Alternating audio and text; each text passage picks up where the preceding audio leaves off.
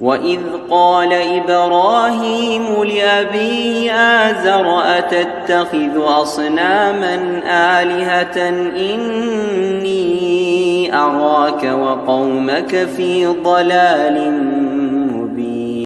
الحمد لله والصلاة والسلام على رسول الله وعلى آله وأصحابه ومن والاه.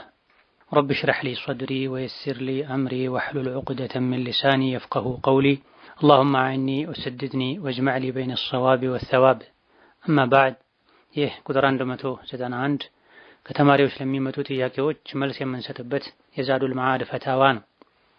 ዛሬ ከምናያቸው ጥያቄዎች የመጀመሪያው አቡ ለሀብ ነቢዩ ሰለላሁ ዐለይሂ ወሰለም ሲወለዱ ተደስቶ ባሪያ ነፃ በማውጣቱ ቅጣት ቀንሶለታል ለሚሉ ሰዎች የሚሰጠው ምላሽ ምንድነው የሚል ጥያቄ ነው። በዲናችን በሸሪዓ አንድ ነገር ይቻላል አይቻልም ለማለት የግለሰቦች ደስታ ወይም ሐዘን ማስረጃ አይደረግም። ዲን ወደ አላህ መቃረቢያ ተብሎ የሚደረግ ነገር ይቻላል የሚባለው የቁርአን የሐዲስ የቀደምት የዲን ሊቃውንት ስምምነት ሲኖር ነው። መውለድን ማክበር ይቻላል ለማለት የሚያስችል የቁርአንም ይሁን የሐዲስም ይሁን የሱሐቦችና የታቢዒዎች የደጋግ ቀደምቶች ስምምነት የለም። ይህ በእንዲህ እንዳለ ዲን ላይ አዳዲስ ነገር መጨመር የተወገዘ የተከለከለ እንደሆነ በበርካታ ሐዲሶች ተነግሯል። ከአዳዲስ ፈጠራዎች ነብዩ ሰለላሁ ዐለይሂ ወሰለም አስጠንቅቀዋል፣ ሱሐቦችም አስጠንቅቀዋል። መውለድን አክብሩ የሚል የቁርአን አንቀጽ ከሌለ ነብይ ራሳቸው ካላደረጉ ዐለይሂ ሰላቱ ወሰላም አድርጉ ብለው ሱሐቦቻቸውን ካላዘዙ በዘመናቸው ተደርጎ ካላጸደቁ እሳቸው ከሞቱ በኋላም ሱሐቦች ካላደረጉት ታቢዒዎች ካላደረጉት የታቢዒዎች ተከታይ ካላደረጉት አዲስ ነገር ነው ማለት ነው። ዲን ላይ የሚጨመር አዲስ ነገር ጥመት ነው። ነብዩ ሰለላሁ ዐለይሂ ወሰለም ከሞቱ ሱሐቦች ታቢዒዎች ከሞቱ በኋላ ደጋግ ቀደምት የሚባሉ አልቁሩን አልሙፈደላ ውስጥ ያሉ ምርጥ ትውልዶች ካለቁ በኋላ አራተኛው ክፍለ ዘመን ላይ ተጀምሮ የተስፋፋው ሰባተኛው ክፍለ ዘመን አካባቢ ላይ አቡ ለሀብ ነብዩ ሲወለዱ ተደስቶ ባሪያ ነፃ ወጣ፣ ስለዚህ መውለድ ይቻላል። ይሄ አስተውሎት የጎደለው ማስረጃ አቀራረብ ነው። ትክክል ነው እንኳን ቢባል በነብይ መወለድ የምንደሰተው በዓመት አንዴ አይደለም።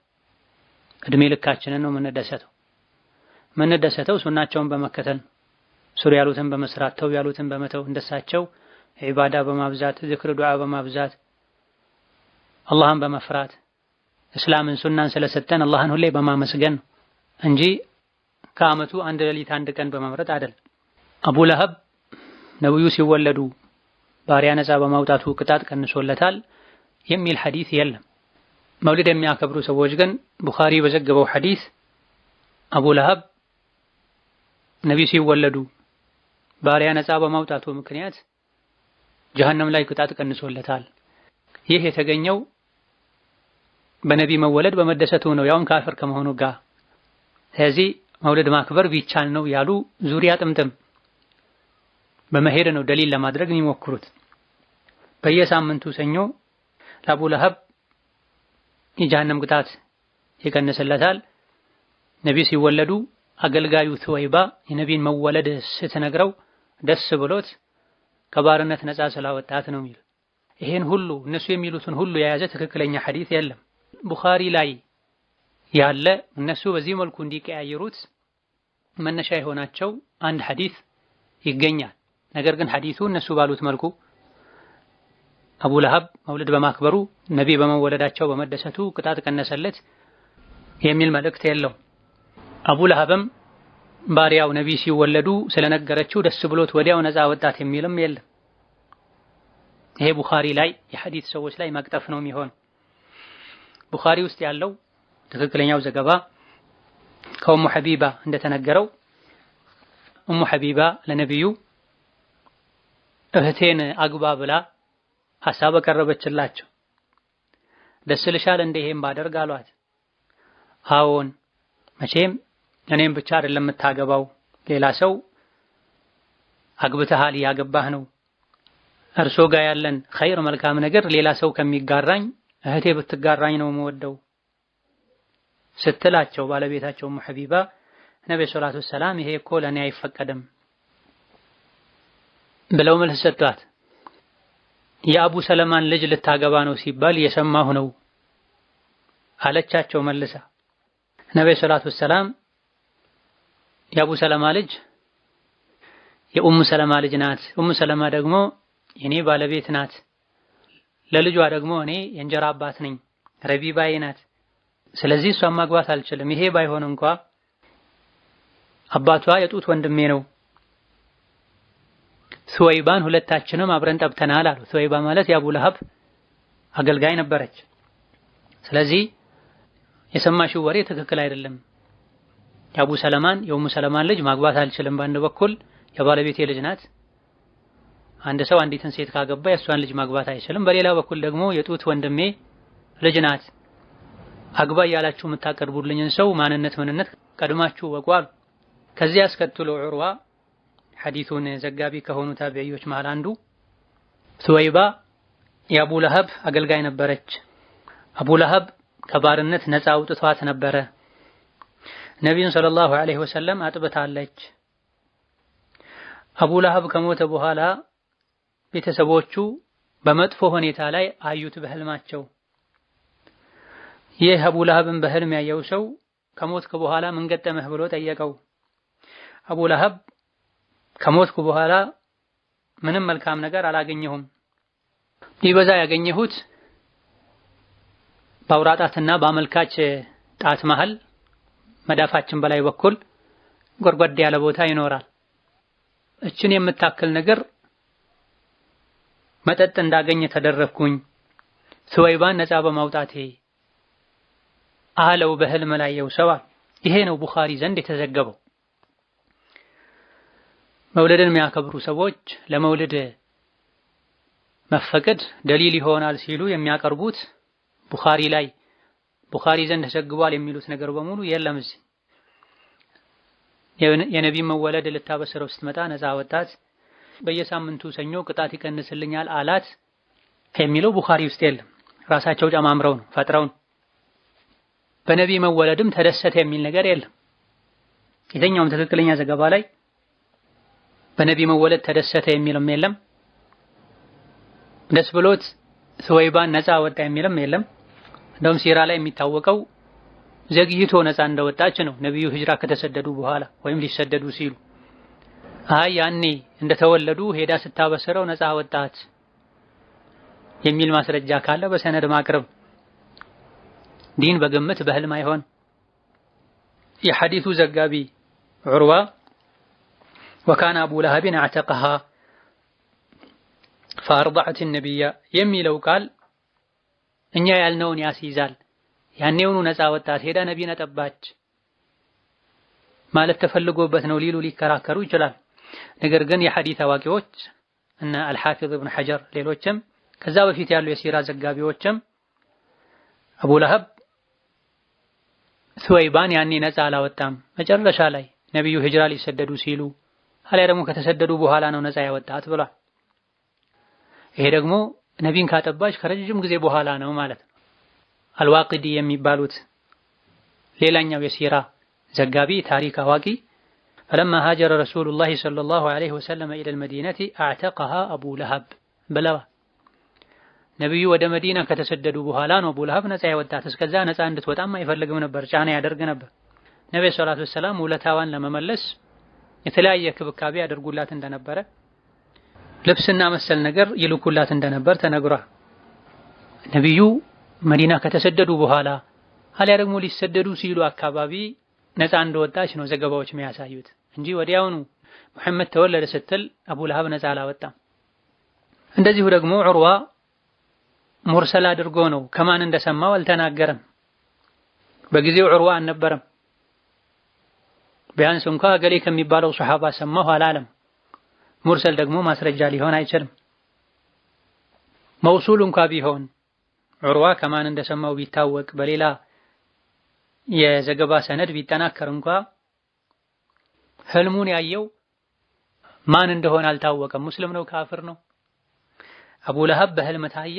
ከሞትክ በኋላ እንዴት ሆንክ ተባለ። ምንም መልካም ያገኘሁት ነገር የለም፣ ትንሽዬ መጠጥ ጠጣሁኝ፣ እንድጠጣ ተደረግኩኝ፣ ተወይባን ነፃ በማውጣቴ አለ ነው የሚለው ዘገባው። ህልም ያየው ማን ነው? ህልምስ ማስረጃ ይሆናል ወይ? ሸሪዓ ላይ የሚታወቅ ነው። አልኢማሙ ነወዊ ሌሎችም በግልጽ ተናግረዋል። ህልም ማስረጃ አይሆንም። የነቢያት ህልም ነው ወህይ ሊሆን ስለሚችል ማስረጃ የሚደረገው እንጂ የግለሰቦችን ህልም መሰረት በማድረግ ይሄ ይቻላል ይሄ አይቻልም ማለት አይቻልም። ህልሙን ያየው ሰው ደግሞ ማንነቱ አለመታወቁ ሌላ ችግር ነው። ካፍር ሊሆን መቻሉ ሌላ ችግር ነው።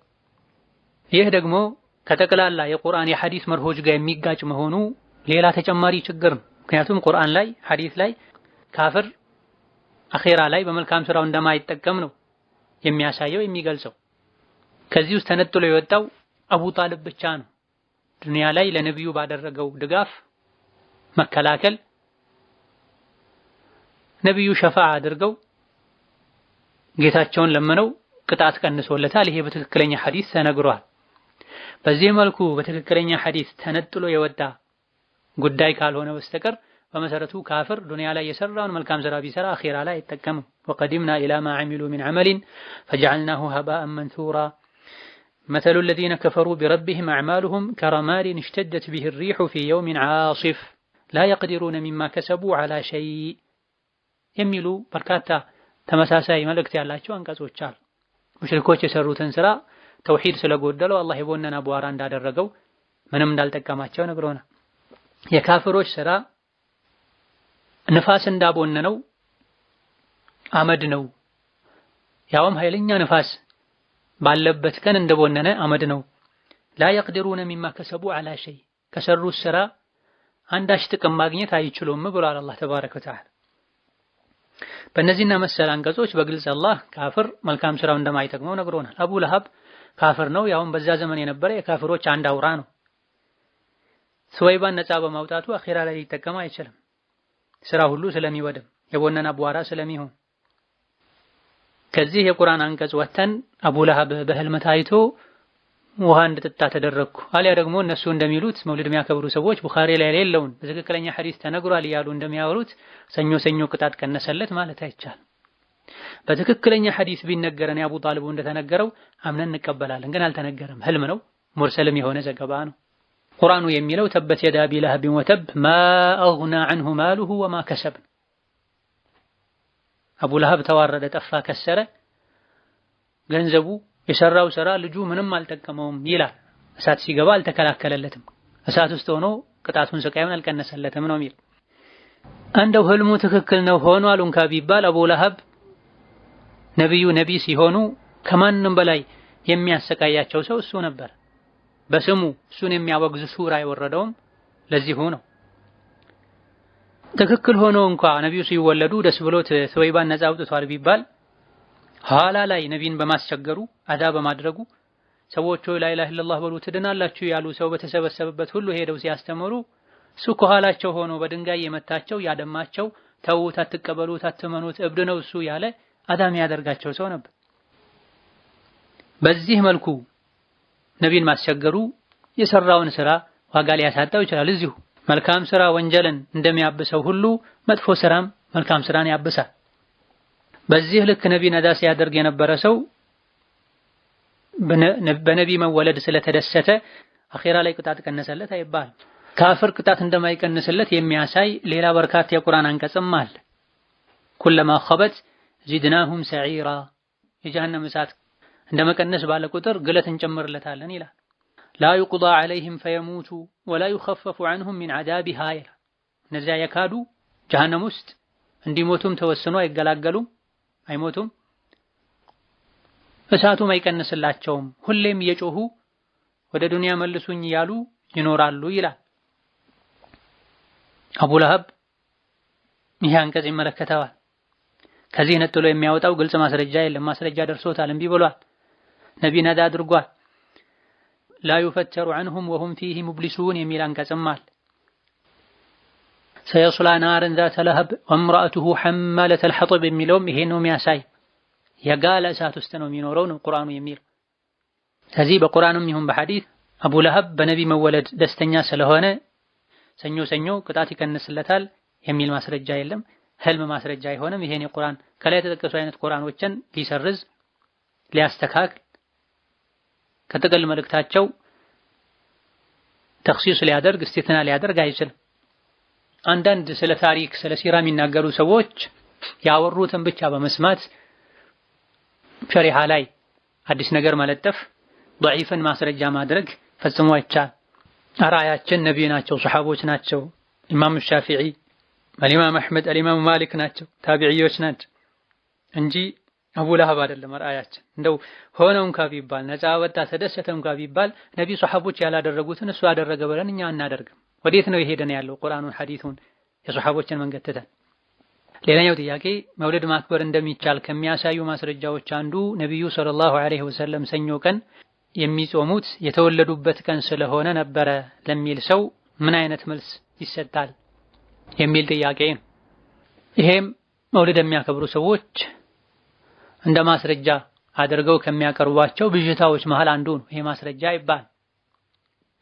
ሱሐቦች ታቢዒዎች ነብዩ ሰኞን ይጾሙ የነበረው የተወለዱበት ቀን ስለሆነ ነው። ስለዚህ እኛም ነብዩ የተወለዱበት ቀን ስለሆነ በየዓመቱ ረቢዑል አወል 12 ላይ መውሊድ ለማክበር ብለን እንጾም አላሉ። ቁርአን ሐዲስን ስንረዳ በሱሐቦች በታቢዒዎች በደጋግ ቀደምቶች አረዳድና ግንዛቤ መሰረት መረዳት አለብን። ዲኑ የማንም መጫወቻ እንዳይሆን። ነብዩ ሰለላሁ ዐለይሂ ወሰለም አው ሰኞ ይጾሙ ነበር የተወለድኩበት ቀን ነውም ብለዋል በትክክለኛ ሐዲስ። ነገር ግን በዓመት አንዴ ረቢዑል አወል 12ን እየጠበቁ ነበር የሚጾሙት። ዓመቱን ሙሉ ነበር ሰኞን የሚጾሙት ካልታመሙ መንገድ ካልሄዱ በስተቀር። አሁን ላይ መውሊድ የሚያከብሩ ሰዎች ግን በዓመት አንዴ እንደ በዓል ጠብቀው ለሚያከብሩት ቀን ያውም የበሉ የጠጡ ለሚውሉበት ቀን ነብዩ በየሳምንቱ ይጾሙት የነበረውን ጾም ነው ማስረጃ ያደረጉ ያለው። እሳቸው ጾመው ነበር የሚውሉት። መውሊድ የሚያከብሩ ሰዎች የበሉ ነው የሚውሉት። እሳቸው በየሳምንቱ ሰኞ ነበር የሚጾሙት። መውሊድ የሚያከብሩ ሰዎች በዓመት አንዴ ያከበሩ ነው በየሳምንቱ የሚያደርጉትን ነገር ለዓመታዊ በዓል ማስረጃ የሚያደርጉት። ወይስ በየዓመቱ ረቢዑል አወል 12ን ብቻ ነበር እየጠበቁ ሰኞ የሚጾሙት? ሐዲሱ እንደዛ አይልም። በየሳምንቱ መጾማቸው ረቢዑል አወል 12ን ማክበር አስበውበት እንዳልሆነ ያሳያል። የሰኞ ጾምን ነብዩ የተወለዱበት ቀን ስለሆነ ብለን ከጾመን እሳቸው ይጾሙ እንደነበረው በየሳምንቱ መጾም ነው። አብሮ ደግሞ ተሰብስቦ ሰላዋት ማለት ድቤ መምታት ውስጡ ላይ ሽርክና ጉሉው ያለበትን መንዙማ ማለት አልነበረም። እሳቸው የሚያደርጉት አንድ ነገር ነበር፣ ጾም ነበር። ግን ብዙ አይነት ነገር በመውሊድ ስም ያደረጉ ያውም በዓመት አንዴ ያደረጉ። ይሄን ሐዲስ ለዚህ ማስረጃ ማድረግ የማስረጃ አቀራረብን አለማወቅ ነው። ሐዲስን የተከበረውን ወህይ ለራስ በመሰለ መልኩ መረዳት ነው። ረሱልን መከተል እሳቸውን መውደድ ማለት በሄዱበት መሄድ ነው። የከለከሉትን አዳዲስ መጤን ነገር መከልከል ነው። መውሊድ ቢድዓ ነው፣ አዲስ መጤ ነው። ያጨቃጨቀ ያጣላ ያለው አዲስ መጤ ስለሆነ ነው። የረሱሉ አለይሂ ሰላቱ ወሰላም የሱሐቦች ፈለግና መንገድ ስራ ስላልሆነ ነው። እንደዚሁ ደግሞ ጾሙ ብለው ነብዩ ሰለላሁ ዐለይሂ ወሰለም ያበረታቱባቸው ያዘዙባቸው ራሳቸውም ይጾሟቸው የነበሩ ሌሎች ቀናቶችም አሉ። እነዚህ ቀኖች በሙሉ የበዓል ቀን ተደርገው አይከበሩም። ሰኞም ብቻ ሳይሆን ሐሙስም ይጾሙ ነበር። ከእያንዳንዱ የአረብኛ ወር 3 ቀን ይጾሙ እንደነበረም ተነግሯል። የሸዋል 6 ቀኖችን እንድጾም መክረዋል። ሻዕባን ላይ ጾም ያበዙ ነበር። ሰኞም ብቻ መርጧን ነበር የሚጾሙት የተወለድኩበት ቀን ስለሆነ ብለው። ስለዚህ ከሚጾሟቸው ቀኖች አንዱን መርጦ ነብዩ ይሄን ቀን ይጾሙ ነበርና መውሊዳቸውን ሊያከብሩበት ነው የጾሙት። ስለዚህ እኛ ደግሞ በፈለግነው መልኩ መውሊዳቸውን እናከብራለን ያሉ ማስረጃ ማቅረብ ከሐዲሶቻቸው ከስሜት የሚሄደውን ብቻ መርጦ መከተል ነው የሚሆን። ይህ እንዳለ ሆኖ ደግሞ ሰኞን የሚጾሙበት ሌላ ምክንያትም እንዳላቸው ተናግሯል ነብዩ ሰለላሁ ዐለይሂ ወሰለም። ኢማም አህመድ፣ አትርሚዚ ሌሎችም ከአቡ ሁረይራ በዘገቡት ሐዲስ ሰኞና ሐሙስ ስራዎች ወደ አላህ ይቀርባሉ፣ እኔ ደግሞ ጾመኛ ሆኜ ስራዬ ወደ አላህ እንዲቀርብልኝ እንዲታይልኝ እፈልጋለሁ ብላ። በሌላ ዘገባም 2 ቀኖች አትተዋቸውም አሏቸው። ምን ቀን ናቸው ብለው ነብዩ ጠየቁ። ሰኞና ሐሙስ አሏቸው። እነዚህማ ስራ ወደ አላህ የሚቀርብባቸው ቀኖች ናቸው። ጾመኛ ሆኜ ስራዬ እንዲቀርብ ስለምፈልግ ነው መቼም አልተዋቸው ብለዋል። ሁሌም ሰኞና ሐሙስ ስራ ወደ አላህ ይቀርባል። ለሁሉም ሙስሊም አላህ ምህረት ያደርጋል። የተኮራረፉ ሰዎች ሲቀሩ እነሱን አዘግዩአቸው ይባላልም ብለዋል። በእነዚህ አሐዲሶች ነብዩ ሰለላሁ ዐለይሂ ወሰለም ሰኞና ሐሙስ የሚጾሙት መልካም ስራ ወደ አላህ ስለሚቀርብ ጾመኛ ሆኖ መልካም ስራ ወደ አላህ መቅረቡ አስተዋጽኦ እንዳለው ጾመኛ ሆነው ስራቸው ወደ አላህ መቅረቡ ደስ እንደሚላቸው እንደሚፈልጉ እንደሚወዱ ተናግረዋል። ስለተወለዱበት ብቻ አይደለም ይሄን ቀን የጾሙት፣ ራሱን የቻለ ዓላማ አለው፣ ሱና ነው። መውሊድን ለማክበር ይሄን ማስረጃ ማድረግ አይቻልም። ይሆናል እንኳ ቢባል ለማክበር ብለው ነው ያደረጉት ካለን በመጾም ነው ያከበሩት። አመቱን ሙሉ ያሉ ሰኞችን በመጾም ያክብር በትክክል ነብዩን የሚወድ ሰው። ስለዚህ የዚህ ጥያቄ ምላሽ የሚሆነው በዚህ መልኩ ነው። ይሄ ብቻ አይደለም፣ ሌሎችም ደሊል ብለው የሚያቀርቧቸው ነገሮች አሉ። ተመሳሳይ መልስ ያላቸው ናቸው። ተሰብስበን ሶላዋት ብንል ምን ችግር አለው ይላሉ። ሶላዋትን በአመት አንዴ ረቢዑል አወል 12 በሉ ተብለን አልታዘዝንም። በጀማዓ ተሰብስባችሁ በሉም አልተባልንም። ሶላዋት እያለን እንኖራለን። ረቢዑል አወል 12ን ጠብቀን ወይም ተሰብስበን አንልም። ነብይ በተወለዱበት ቀን ተሰብስበን ሶላዋት እንበል አላሉም ሰሐቦች፣ ታቢዒዎች። እነሱ በሄዱበት ነው እኛ የምንሄደው። ነብይ በተወለዱበት ቀን ተሰብስበን ሲራቸውን ብናወሳ ሰዎችን ሰብስበን ምግብ ብናበላ ምን ችግር አለው? ኸይር አይደለም ወይ? በመሰረቱስ እነዚህ የተወደዱ ዒባዳዎች አይደሉም ወይ? ሲራቸውን ማውሳት፣ ሶላዋት ማውረድ፣ ሰውን ሰብስቦ ምግብ ማብላት ምን ችግር አለው ይላል። አዎ በመሰረቱ ችግር የለውም። ነገር ግን አፈጻጸሙ ላይ አዲስ ነገር መፍጠር ትልቅ ችግር ነው። አተኽሲሱ ቢድዓ ተብሏል። አንድ ዒባዳ በመሰረቱ በዲኑ ቢፈቀድም ነብዩና ሶሐቦች ባልፈጸሙት መልኩ መፈጸም መተግበር ቢድዓ ነው የሚሆነው። ነብዩ ሶላዋት አውርዱ ብለዋል፣ አስተምረዋል። ሰደቃ አብሉ ብለዋል።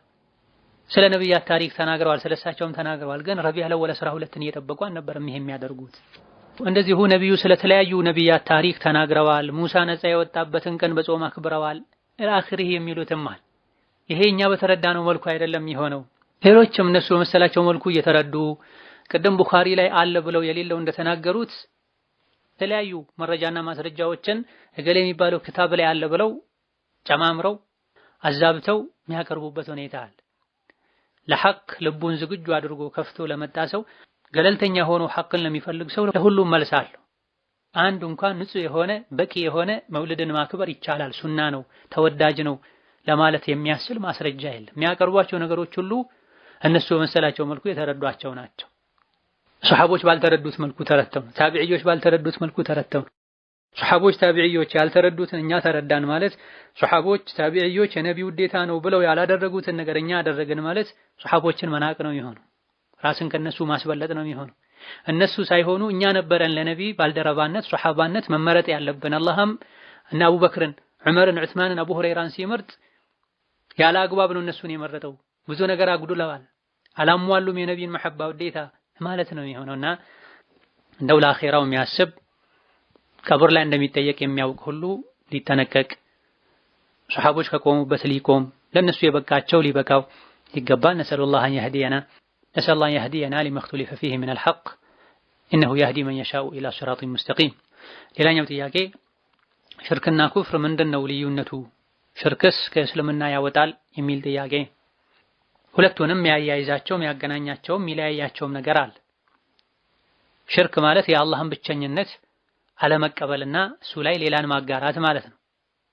ኩፍር ማለት ደግሞ የአላህን ብቸኝነት መካድ ማስተባበል፣ ወይም ደግሞ አላህ የለም ማለት፣ አሊያ ደግሞ ሞቶ መቀስቀስን ማስተባበል፣ ወይም የነቢያትን መላክ ማስተባበል፣ የሶላትን ግዴታነት፣ የዘካን ግዴታነት፣ የዲን እስላም ህግጋትን መካድ፣ አላህ ሐራም ያደረጋቸው ነገሮችን ለምሳሌ ዝሙትን፣ አስካሪ መጠጥን፣ የሰው ነፍስ ማጥፋትን በሸሪዓ ተከልክለው ሳለ ክልክል አይደሉም ብሎ ማመን መሰል የሆኑ ነገሮችንም መካድ ማስተባበል ኩፍር ሊባል ይችላል።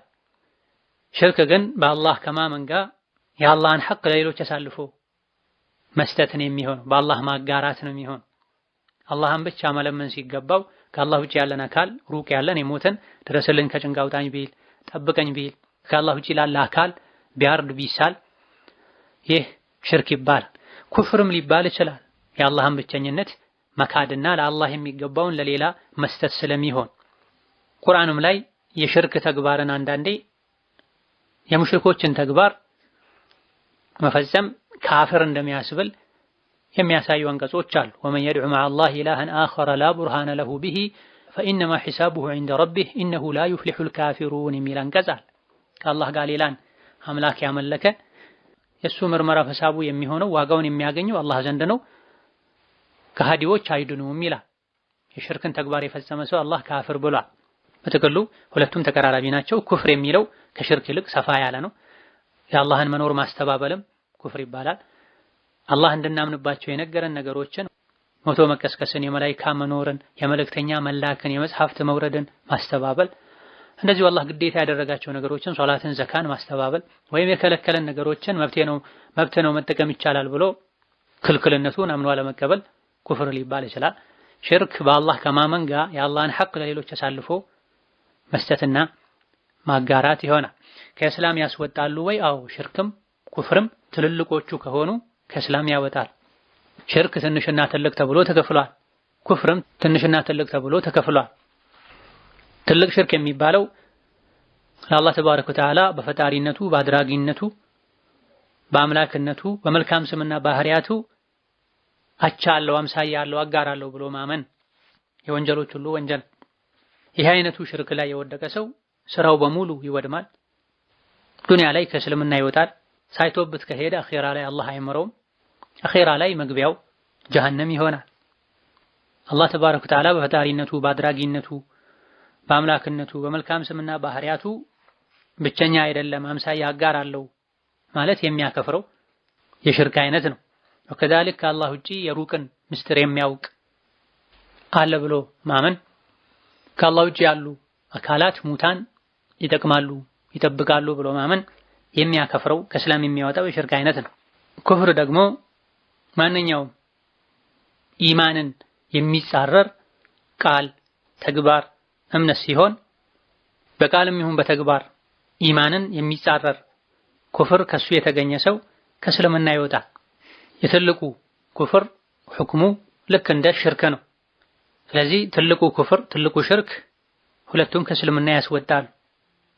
ትልቁ ኩፍር የሚባለው መሰረታዊ የሚባሉ የእምነት ነጥቦችን ግልጽ የሆኑ የዲን አካል መሆናቸው በይፋ የሚታወቅ የዲን ህግጋትን በግልጽ በቁርአን በሐዲስ የተነገሩ የገይብ ነገሮችን ማስተባበል ከአርካነል ኢማን ነጥቦች መካከል አንዱን ማስተባበል የአላህን መኖር መካድ፣ ለምሳሌ የመልእክተኛ መኖርን መካድ፣ አላህ ወህይ አላወረደም ብሎ ቁርአንን ማስተባበል ለምሳሌ፣ አሊያ ደግሞ ሐራምነታቸው የታወቀ የተረጋገጠ በይፋ የሚታወቁ እንደ ኸምር ያሉ እንደ ዝሙት ያሉ ነገሮችን ማስተባበል፣ ዲንን መስደብ፣ ዲን ላይ ማሾፍ፣ ዲንን ሸሪዓን ሙሉ በሙሉ መጥላት፣ ከኢስላም ከሸሪዓ የተሻለ ሌላ ህግ አለ ብሎ ማመን፣ እነዚህ የሚያከፍሩ ከእስላም የሚያወጡ የኩፍር አይነቶች ናቸው። አኩሊ ሐል ትልቁን ኩፍር ትልቁን ሽርክ የተዳፈረ ሰው ከእስላም ይወጣል። ነገር ግን በመሰረቱ ሙስሊም የሆነ ሰው በግለሰብ ደረጃ እነዚህ ነገሮችን ሲያደርግ እሱ ካፍር ነው ብሎ ለማለት መሟላት ያለባቸው መስፈርቶች አሉ። ማስረጃ ደርሶታል አልደረሰውም፣ በትክክል ይሄን ያለውን ነገር ያደረገውን ነገር አስቦ ነው ወይስ ተሳስቶ ነው ረስቶ ነው የሚለው መጣራት አለበት። هذا والله تعالى أعلم። ለዛሬ በዚህ እናበቃለን። ሌሎች የተቀሩ ጥያቄዎችን ሌላ ጊዜ እንመልሳለን። السلام عليكم ورحمة الله وبركاته. وإذ قال إبراهيم لأبيه آزر أتتخذ أصناما آلهة إني أراك وقومك في ضلال